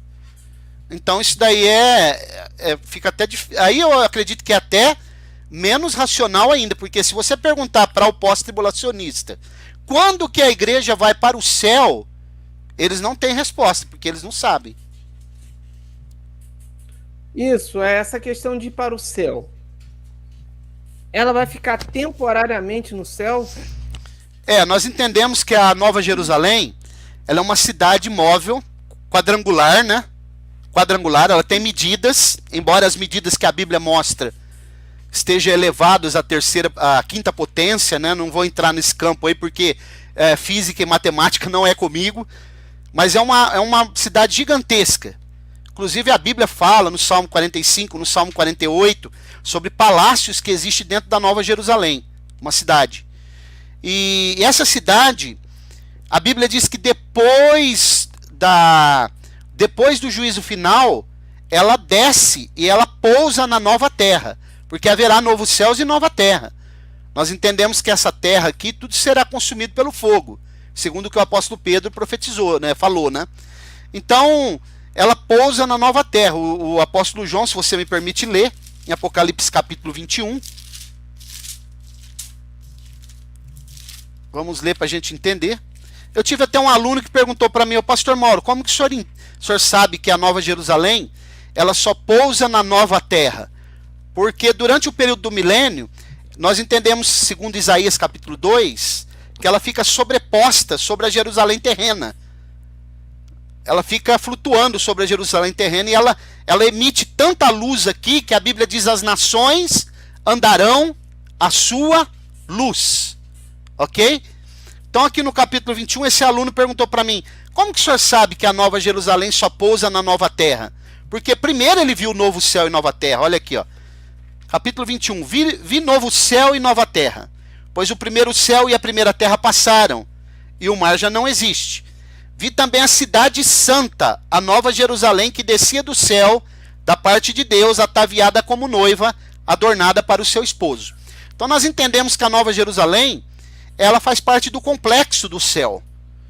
Porque quando a gente vai estudar sobre o trono de Deus, a gente percebe que o trono de Deus, ele está nas bandas do norte, no céu, sobre o Monte Sião. Sião, né? Sião, porque tem o Tsá ali, a gente fala Sião, é o Monte Sião. Sion. E ela Sion, ele está no alto. Ela fica sobre o Monte Sião, no alto. E embaixo tem o trono, né, de Deus. A Nova Jerusalém para nós faz parte do complexo do céu. Porque o trono de Deus, quando a gente estuda o capítulo 10 de Ezequiel, o trono de Deus ele é feito de uma safira branca rara. Você já viu aquela caneta Montblanc? Eu já vi só de longe, nunca tive a oportunidade de chegar perto, não. Já ouvi falar. A Montblanc ela é muito cara, porque ela tem uma pedrinha de safira branca, caríssima nela. Então, o trono de Deus é feito desse material. Por isso que é dito no capítulo 12 de Apocalipse, vi um grande trono branco. Então ele fica lá na parte de cima. Você pode ver que quando Lúcifer se rebelou, ele dizia assim: colocarei o meu trono, vou estabelecer o meu trono para as bandas do norte, acima das estrelas de Deus. As estrelas de Deus, segundo Isaías capítulo 6, são os serafins que ficam na parte de cima. O trono de Deus, na parte de baixo, fica os querubins. E a Nova Jerusalém, para nós, ela faz parte do complexo do céu. Então a igreja, no arrebatamento, ela vai, depois do tribunal de Cristo, que ainda é na porta do céu, ela entra para as bodas e ela já começa a fazer parte, ela já começa a desfrutar dos palácios, de todo o interior da Nova Jerusalém. E essa Nova Jerusalém, ela pousa depois na nova terra, que aí a gente chamou uma só grei. No final de todas as coisas, a eternidade, depois, novo céu e nova terra, a gente entende que é tudo em todos. É que Paulo fala, tudo em todos. Aí é uma só grei que a gente entende. São assuntos muito complexos, né, Isaías? Sim. Muito interessante também. E, no caso, como que será essa estadia no céu da igreja, sabe? Tem algum... Então, muita coisa que com a nossa mente tão pequena, limitada e débil, nós não podemos, a gente conjectura, né? Sim. Mas existe muitas coisas que para nós é suprarracional mesmo. Tá além do nosso entendimento. A gente entende que ela vai participar das bodas do Cordeiro, num período de 7 anos, até porque tipifica a festa dos judeus, né? Ela tinha um período de 7 dias. E depois nós entendemos que a ceia das bodas, ela acontece aqui na Terra, no período do milênio. Vou ler até um texto aqui, no capítulo 19 de Apocalipse, a partir do versículo 7, diz assim, Apocalipse 19, 7. Alegremo-nos e exultemos, e demos-lhes glória, porque são chegadas as bodas do Cordeiro. Observe que ele está usando só a palavra bodas. Cuja esposa a si mesmo já se ataviou. Foi-lhe dado que vestir-se de linho finíssimo, resplandecente e puro. Porque o linho finíssimo são os atos de justiça dos santos. Olha a Bíblia se interpretando. Ela está dizendo que é o linho finíssimo. Verso 9. Então me falou o anjo, escreve, bem-aventurados aqueles que são chamados à ceia das bodas. Agora você vê que os dois eventos estão separados. Bodas do Cordeiro, agora olha aqui, versículo 9. Bodas do Cordeiro está no versículo 7. Versículo 9. Então me falou o anjo, escreve, bem-aventurado aqueles que são chamados à ceia das bodas do Cordeiro. E acrescentou, são estas palavras verdadeiras palavras, as verdadeiras palavras de Deus. Então, para nós, o período do casamento, né, a palavra casamento significa ser recebido em casa. A igreja sendo recebida na Nova Jerusalém. E aí acontece um período de 7 anos, enquanto aqui na Terra, grande tribulação. No milênio é que nós entendemos que acontece a parte aí que a gente chama social, né? É como se fosse assim, você já deve ter ido em casamento, você vai lá na parte cerimonial, na igreja, depois a noiva sai e ela vai tirar foto, ok? E as pessoas vão para o local da festa, né? Antes da pandemia era assim, fica aguardando a noiva chegar para ter a parte social. Nós entendemos que a parte cerimonial é uma coisa, a parte social, abre aspas, seria outra. Agora, O céu também, ô Isaías, a gente não pode pensar que é um lugar monótono, onde a gente vai ficar dentro de uma nuvem tocando uma violinha ali, porque senão a gente perde até a motivação de ir para o céu, né? Quando a gente quer usar muito, como eu te falei, né, algumas teologias inovadoras que tem agora, neoliberais, né, que quer usar muito raciocínio, muita racionalidade para compreender Deus, que é soberano, todo-poderoso, né, o El Shaddai, a gente perde um pouco também da motivação de ir para o céu, né? E no caso, e essa grande tribulação na Terra, pastor? É mundial? Vai ser algo terrível mesmo? Eu vou ler aqui o capítulo 12 do livro do... eu estava vendo pessoas falando aí, né, quando começou a pandemia, que já era a grande tribulação já. Grande tribulação, as pessoas fazendo churrasco durante a grande tribulação. Observe o que... Eu vou ler 2 textos aqui para a gente tratar sobre essa questão. Capítulo 12 de Daniel diz assim, ó: nesse tempo, está falando da grande tribulação, se levantará Miguel, o grande príncipe, o defensor dos filhos do teu povo. Por isso que nós separamos, porque o povo de Daniel são os judeus, né? E haverá tempo de angústia, qual nunca houve, desde que houve nação, até aquele tempo. Mas naquele tempo será salvo o teu povo, todo aquele que for achado escrito no livro. Muitos dos que dormem no pó da terra ressuscitarão, uns para a vida eterna e outros para vergonha e horror eterno. Jesus vai ratificar isso em Mateus 24. Ele vai reverberar o que Daniel falou, um período de grande tribulação, qual nunca houve. E quando Jesus fala de rumores de guerra, princípio das dores, ele não está falando ele está falando do início das dores. Porque o que prova a grande tribulação, o que mostra, o que revela a grande tribulação, é justamente o que você está dizendo, a intensificação e a globalização dos cataclismos e de todas as mazelas que vão ocorrer no período da grande tribulação. Porque quando a gente começa a perceber quem é o anticristo, o caráter que a Bíblia revela dele, o homem do pecado, o iníquo, o filho da perdição, o chifre pequeno de Daniel, nós percebemos que Hitler perto dele é um bonachão. Eu ia falar uma coisa. Quando Jesus diz assim, ó, aquele dia será como nos dias de Noé, casavam-se e davam-se em casamento, até que veio o dilúvio e levou a todos. Bom, esse período pré-diluviano em que se casavam em casamento, não havia uma tribulação ali. Do que Jesus está falando? Jesus está falando, usando, fazendo uma alusão, né, aos dias de Noé, que também a arca é um tipo, né, do arrebatamento. Ele está falando o seguinte: casavam-se, faziam festa, casavam-se, davam-se em casamento. Ele está falando da corrupção do gênero humano. Casar e dar em casamento não significa... Jesus não está falando de uma pessoa que vai diante das autoridades ou diante de uma autoridade religiosa e se casa. Ele está falando de casamentos... como que eu vou poder usar aqui uma linguagem bem simples para se entender? Ele está falando de uniões instáveis.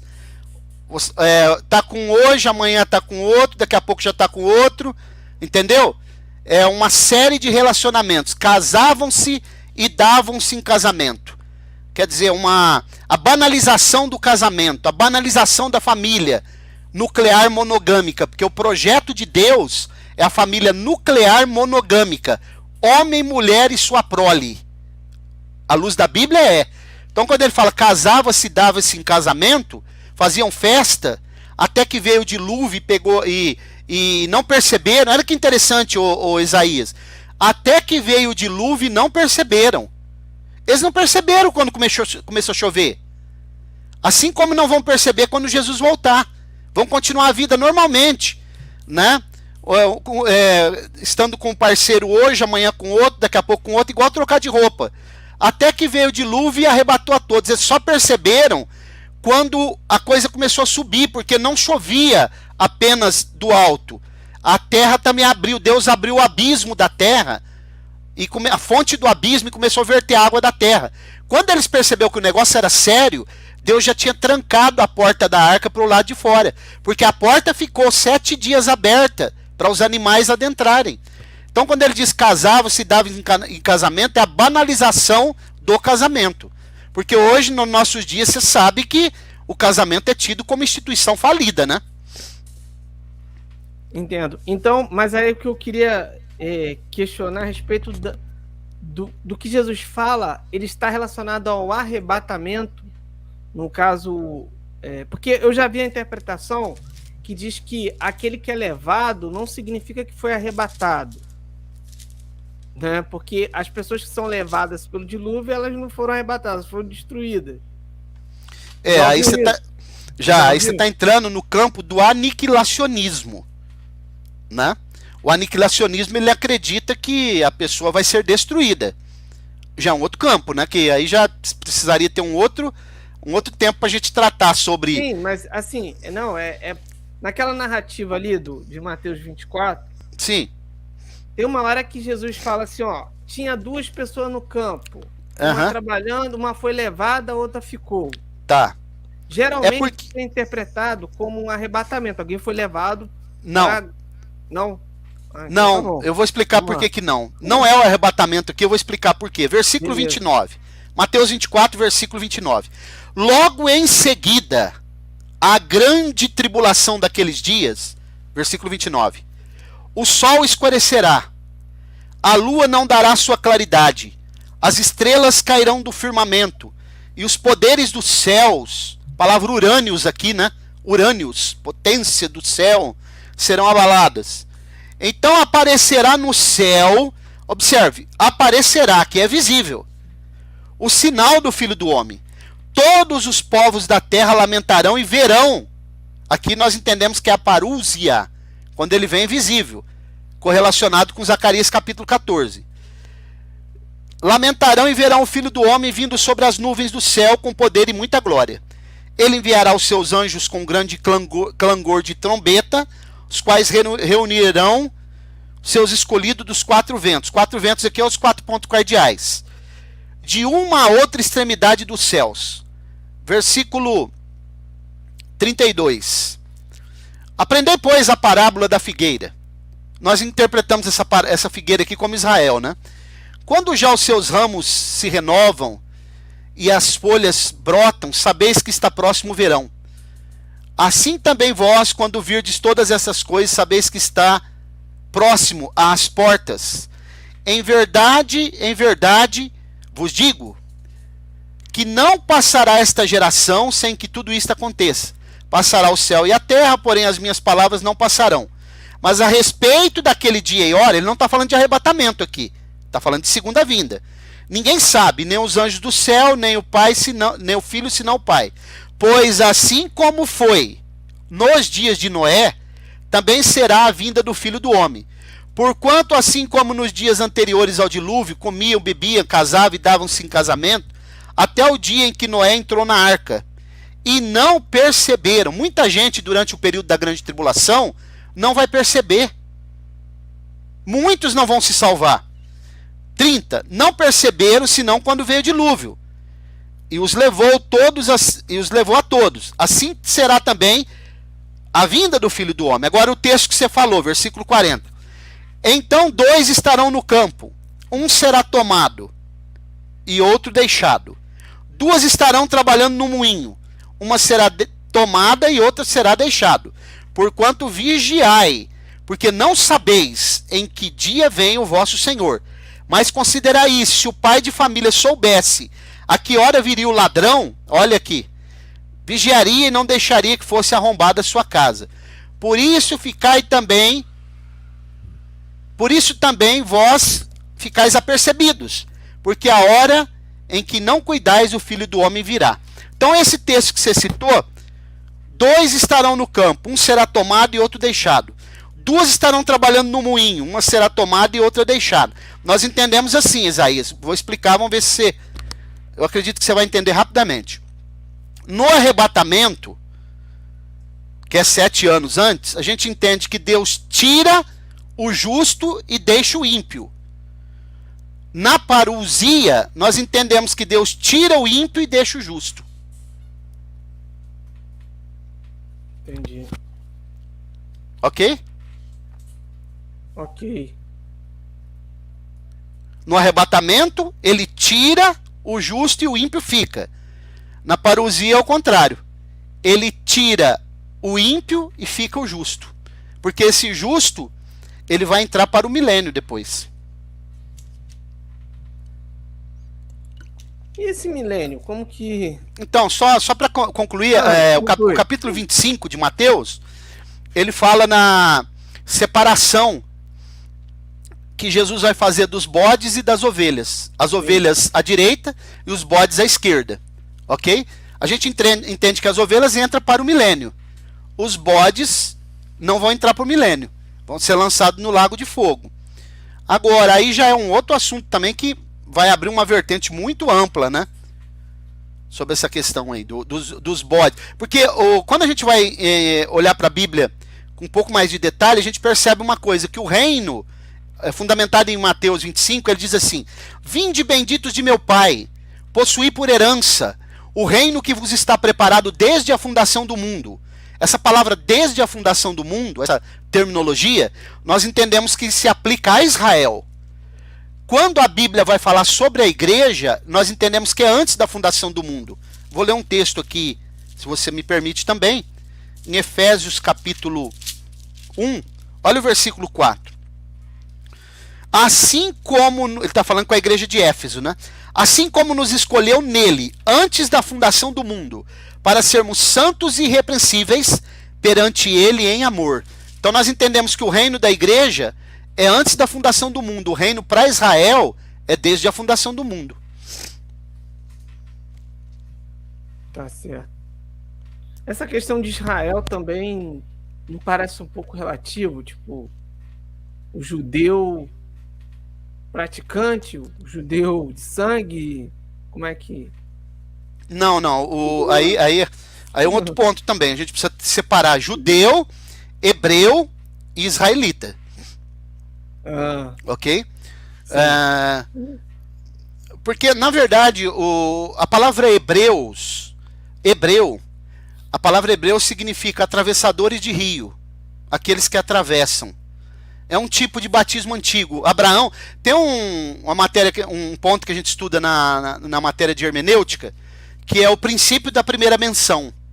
O que é o princípio da primeira menção? É quando aparece uma palavra pela primeira vez no texto, e depois ela vai sendo revelada em outras partes dos outros textos, durante a narrativa bíblica. O princípio da primeira menção. A palavra hebreus, ela aparece a primeira vez, lá em Gênesis, quando Abraão atravessa o rio Eufrates, e aí os egípcios vão falar assim: Abraão o hebreu, Abraão o atravessador de rios. Porque é um tipo de batismo antigo. Quando eles atravessam o mar, Paulo fala em 1 Coríntios 10, que eles foram batizados em Moisés, na nuvem e no mar. É um tipo de batismo antigo. Então não existe uma carta aos judeus, existe a carta aos hebreus. Ok? Então nós entendemos que todo aquele que é salvo, ele se torna um hebreu. Porque aí não está falando de raça. Raça é judeu, da tribo de Judá. Israelita já envolvia todo aquele povo. Né? Então o que a gente entende? Que o Israel de Deus é o Israel espiritual. Agora, a nação de Israel para nós é outra coisa. Que ele ainda vai tratar. Quando a gente lê o capítulo 11, por exemplo, de Romanos, a gente percebe aqui, eu vou até abrir aqui, Romanos capítulo 11. Olha como diz aqui, ó. Versículo 11. 11. Pergunto, pois, porventura, inclusive a 70 semanas de Daniel, ela tem vários pontos que são mencionados lá a partir do versículo 24, justamente para tratar questões relacionadas com Israel. 70 semanas estão determinadas sobre o teu povo, sobre a tua santa cidade. Quem era o povo de Daniel? Quem era a cidade de Daniel? Então, no capítulo 11 aqui de Romanos, versículo 11 em diante. Pergunto, pois, porventura tropeçaram para que caíssem? De modo nenhum. Mas pela sua transgressão veio a salvação aos gentios, para pô-los em ciúmes. Então aquele texto que diz lá, os últimos serão os primeiros e os primeiros serão os últimos, nós interpretamos que aquilo que era para Israel, Deus na sua presciência, ele sabendo que Israel rejeitaria o Messias, o reino da igreja é antes da fundação do mundo. E o de Israel passou a ser desde a fundação do mundo. É como se eu dissesse assim, eu cheguei no canal desde que a live começou. Mas o Esaías chegou antes da live começar. Ok? Então vamos lá. Versículo 12. Ora, se a transgressão deles redundou em riqueza para o mundo, o seu abatimento em riqueza para os gentios. Quanto mais a sua plenitude. Dirige-me a vós outros que sois gentios. Visto, inclusive Paulo, né, nas cartas deles, às vezes ele vai usar o termo vós, nós e vós. Nós, judeus, vós, gentios. Sendo ele apóstolo dos gentios, né? 13. Dirige-me a vós outros, que sois gentios. Visto, pois, que sou o apóstolo dos gentios, glorifico o meu ministério, para ver se de algum modo posso incitar a emulação os do meu povo e salvar alguns deles. Porque se o fato de terem sido eles rejeitados trouxe reconciliação ao mundo, que será o seu restabelecimento, se não vida dentre os mortos? E se forem santas as primícias da massa, igualmente será a sua totalidade. Se for santa a raiz, também os ramos o serão. Se, porém, alguns dos ramos foram quebrados, e tu sendo oliveira brava, quem é oliveira brava? Os gentios. Segundo a Bíblia, nós somos enxertados na oliveira. Porque nós entendemos que a oliveira, para nós, é a nação de Israel. A raiz da oliveira é Jesus. E os ramos que foram enxertados, para nós, é a igreja. Ok? Ao versículo 18, assim, ó. 17. Se, porém, alguns dos ramos foram quebrados, e tu, sendo oliveira brava, fosse enxertado em meio deles, e te tornaste participante da raiz e da seiva da oliveira, não te glories contra os ramos. Quer dizer, não acho que você é superior a Israel. Ok? Sabe que não és tu que sustenta a raiz, mas a raiz a ti. Dirás, pois, alguns ramos foram quebrados, para que eu fosse enxertado. Bem, pela sua incredulidade foram quebrados. Tu, porém, mediante a fé estás firmes. Não te ensoberbeças, mas teme, porque se Deus não poupou os ramos naturais, também não te poupará. Então nós percebemos nesse capítulo 11 aqui, a reconciliação do povo, a nação de Israel com Deus. Entendi. E sobre o anticristo? Aquele homem da iniquidade que Paulo fala é o anticristo? Nós entendemos que o anticristo, só João que usa esse termo anticristo. Isso aí é uma frase joanina, né? Anticristo, aquele que se opõe a Cristo. Sim. Aí aparece homem do pecado, filho da perdição. Ele é o chifre pequeno de Daniel, capítulo 8. Ele é o rei do sul, no capítulo 11 de Daniel. São terminologias que aparecem a respeito dele. Nós entendemos que ele é um homem, sim, nascido de mulher, segundo Daniel capítulo 11, versículo 37. Nós entendemos que ele é um homem nascido de mulher. A primeira besta do capítulo 13 de Apocalipse, que emerge do mar. Mar, a Bíblia diz que são povos, multidões em efervescência, né? E nós entendemos sim que aquele texto está citando de 2 Tessalonicenses, capítulo 2, é isso? Sim, sim, aquele que fala o homem do pecado, filho da perdição. Deixa eu abrir aqui. 2 Tessalonicenses, capítulo 2. Diz assim, ó.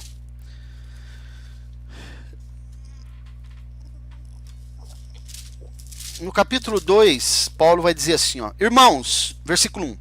No que diz respeito à vinda de nosso Senhor Jesus Cristo e à nossa reunião com Ele, nós vos exortamos a que não demovais da vossa mente com facilidade, nem vos perturbeis, quer por espírito aqui está com letra minúscula, pneuma, né, que na verdade aqui é o espírito humano, a atitude humana, né, quer por palavra, quer por epístola, porque Paulo está combatendo os gnósticos.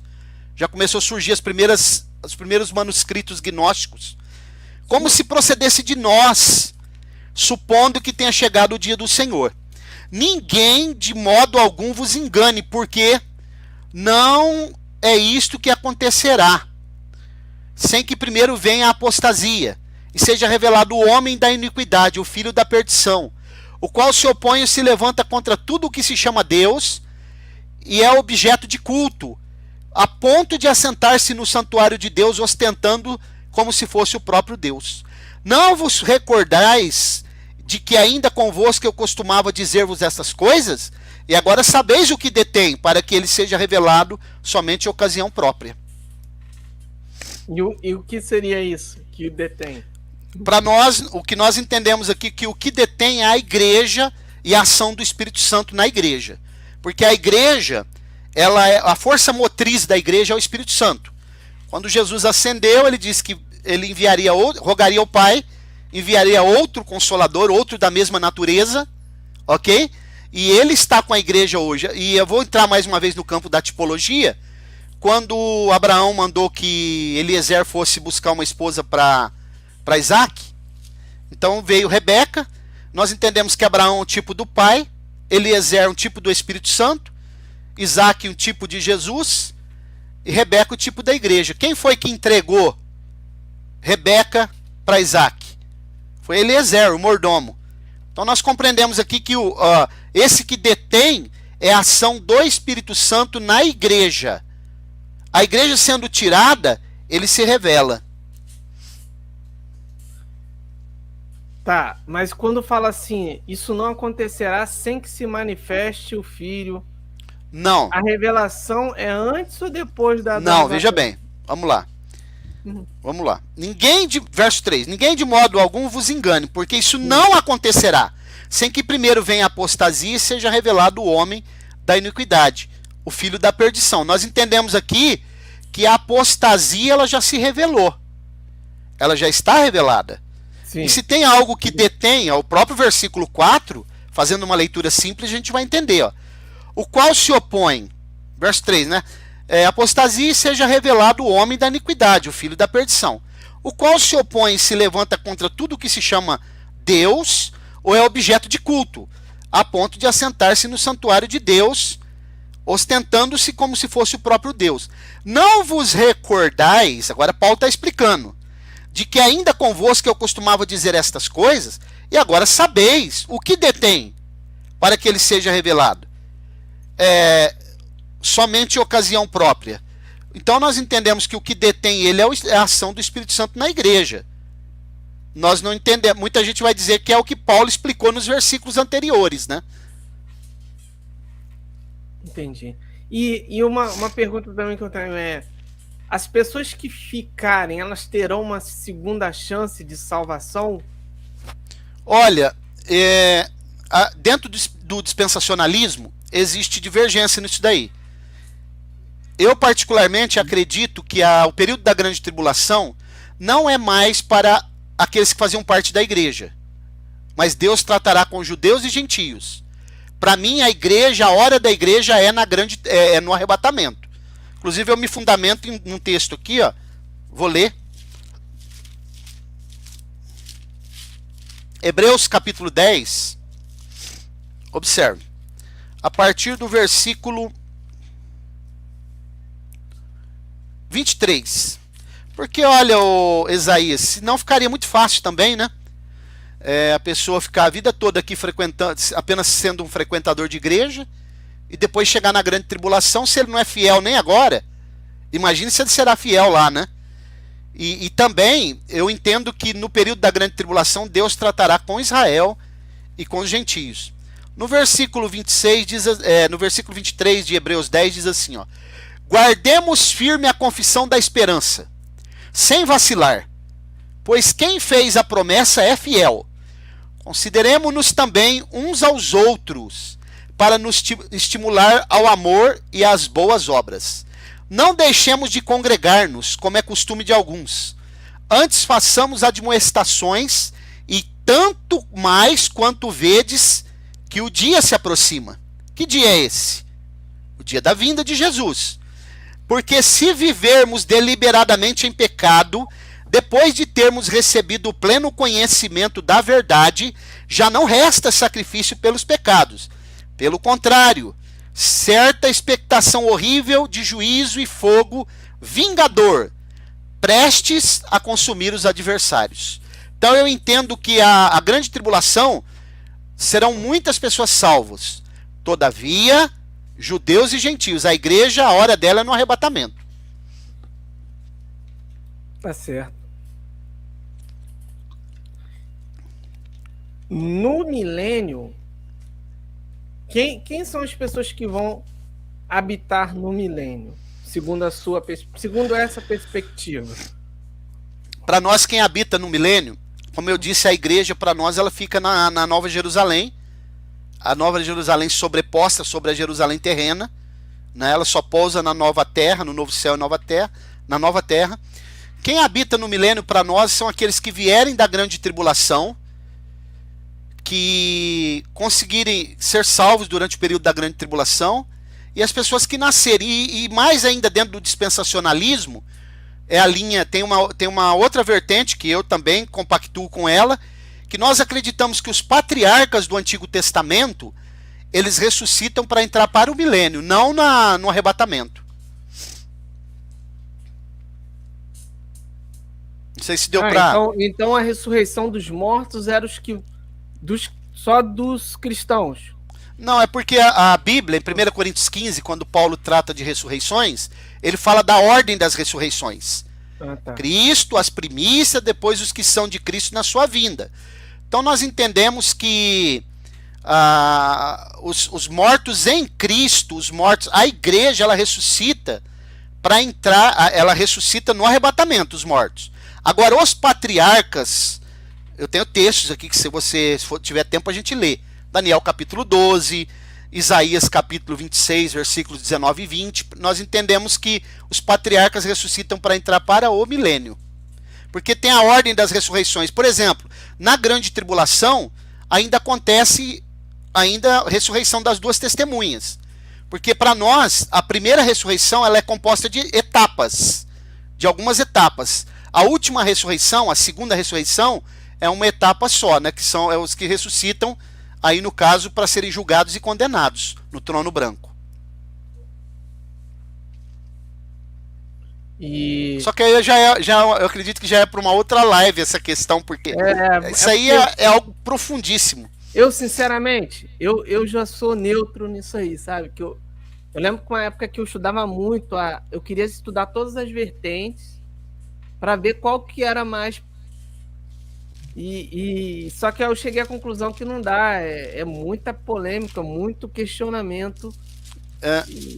Se você permitir eu ler um texto aqui, pode ler. Em Isaías 26, versículos 19 e 20, vou ler a partir do 18, vou ler a partir do 17, ó. Se eu ler a partir do 16 vai ficar mais claro, que tá falando da grande tribulação, né? Senhor, naquela angústia te buscaram, vindo sobre eles a tua correção, derramaram suas orações. Está falando do povo de Israel no período da grande tribulação. Versículo 17. Como a mulher grávida, quando se aproxima a hora de dar à luz. Olha esse texto aqui, ó. Uma mulher grávida, né? E se contorce e dá grito nas suas dores. Assim fomos nós, na tua presença, ó Senhor. Concebemos nós e nos contorcemos em dores de parto. Mas o que demos à luz foi vento. Não trouxemos à terra livramento algum, e não nasceram moradores do mundo. Os vossos mortos e também o meu cadáver porque o profeta está falando dele mesmo, né? Viverão e ressuscitarão. Despertai e exultai os que habitam no pó, porque o teu orvalho, ó Deus, será como o orvalho de vida, e a terra dará à luz os seus mortos. Olha o versículo 20. Vai, povo meu, entra nos teus quartos. O quarto aqui é a sepultura. Fecha as tuas portas sobre ti, a sepultura, né? esconde-te só por um momento até que passe a ira. Então perceba que o contexto aqui está colocando os patriarcas, o povo do Antigo Testamento, ressuscitando pós-tribulação, grande tribulação. Até que passe a ira. Que ira? Nós entendemos assim, que aí os selos do capítulo 6 lá, que são abertos no 6, é a ira do leão. As taças é a ira do ancião de dias, que é o Yahvé, no caso, o pai. E no milênio as pessoas vão... Como que será esse governo, assim, na sua opinião? Assim, bem, pra gente não estender muito, assim...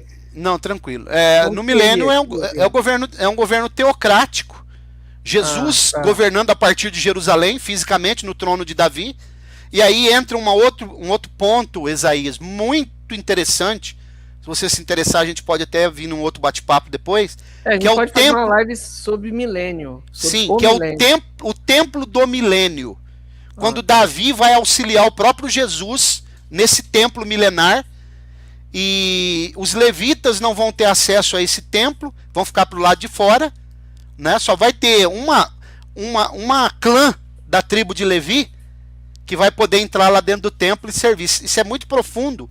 E será um governo teocrático, e nós entendemos assim, que a igreja vai ter 12 representantes, para nós é os apóstolos, e Israel 12 representantes, que é os 24 anciãos. E eles terão a incumbência de representar tanto a igreja como Israel em qualquer decisão. Para nós, a igreja ela participa na sua esfera, na Nova Jerusalém, né, ajuda a redigir a lei, e a lei é aplicada pelo próprio Jesus no trono. E durante o período do milênio, a única coisa que nós entendemos, a morte ela ainda vai ter, mas a morte ela só vai acontecer por fator natural, porque a longevidade ela volta no período do milênio. E nós entendemos também que, porque no milênio ele é um plano terreno, ainda vai ter pecado ainda, né? Ainda vai ter morte, ainda que por fator natural, mas vai ter. Agora, doença não vai acontecer, e enfim, né, os animais voltarão a ter aquele instinto natural que tinha no Éden, vão ser herbívoros. E eu vou falar uma coisa, no caso, o templo teria de novo sacrifício de animais? Então, esse sacrifício nós entendemos como memorial. Como a gente faz a ceia hoje, memorial. Não para cobertura de pecado, nada disso, mas entendemos que são sacrifícios memoriais, né? Só que para isso a gente precisava fazer uma live mesmo de milênio, para a gente poder ver passo a passo, que aí dá uma explicação muito interessante. Entendi. É isso aí, tem uma pergunta aqui. Orlando e Anus, seja bem-vindo, Orlando. O anticristo já existe desde a época de Jesus, visto que Paulo diz no presente que ele está sendo detido. Acho que nem é Paulo ou é João que fala que o anticristo está sendo detido? Ou será o espírito? É Paulo mesmo. É Paulo mesmo. Tá. Mas eu acho que ele está se referindo ao texto de João, que quando João fala anticristo no singular e anticristos, é porque aí anticristo, só João que usa essa terminologia anticristo, né? Mas quando ele fala de um anticristo ou de vários anticristos? Não, ele fala de vários anticristos, depois ele fala o anticristo. Porque vários anticristos já existem há muito tempo. Todos aqueles que se opuseram a Cristo e que se opõem a Cristo até os dias odiernos são anticristos. Sim. Ok? Agora, o anticristo, especificamente o artigo definido, ou anticristo, né? Aí já é um outro personagem que, na verdade, vai surgir mesmo por ocasião que nós entendemos após o arrebatamento da igreja. Entendi. Eu acho que foi bem explorado o tema na live, né? Maravilha, eu acredito muito que bom. Interagimos bem, né? Isso aí. É bem interessante, né? Bem, né? São muitos detalhes a se falar, a se explorar aí nessa questão, né? Tem a questão dos 144 mil, da besta, marca da Sim, besta. nós podemos falar sobre isso também. É muita coisa. A gente vai marcar uma outra live aí para tratar do governo milenar, né? Combinado. Tá certo. Então, acho que tá bom. E já vai dar 2 horas de live. Você que não assistiu, vai ficar a live aí no canal. Se o senhor quiser baixar a live e colocar no seu canal lá, pastor, pode. Tá liberado aí, tá? Tá ok. Eu libero material para quem quiser, no caso do senhor também. E é isso. Tem suas considerações finais sobre... Sim, eu só quero agradecer, né? Sua Sim. paciência aí, a sua cordialidade. E agradecer as pessoas que participaram, os irmãos aqui da região, né? As pessoas que também que eu não conheço. Que Deus possa abençoar a todos, abençoar você, sua casa também. E para mim é um privilégio, estou à disposição aí para os temas que você achar relevante. E estamos aguardando a vinda de Jesus antes da grande tribulação. Obrigado. Ok. Tá certo, então. Então, pessoal, vou terminar a live. Não terei live amanhã, né? Nem domingo. 2 dias vou ficar sem live aí. Eu e a Silvana vamos viajar. E não poderei fazer lives nesses 2 dias. Só segunda-feira eu devo estar no canal do Akira. Tá? Do Akira do Nada. E falando da questão da Trindade. E no dia 8 eu estarei no Arena Apologética com o Elton Maia, tá bom? Então fique com Deus, estou encerrando aqui. Obrigado por tudo e a todos. Abraço. Então, até a próxima. Fica com Deus.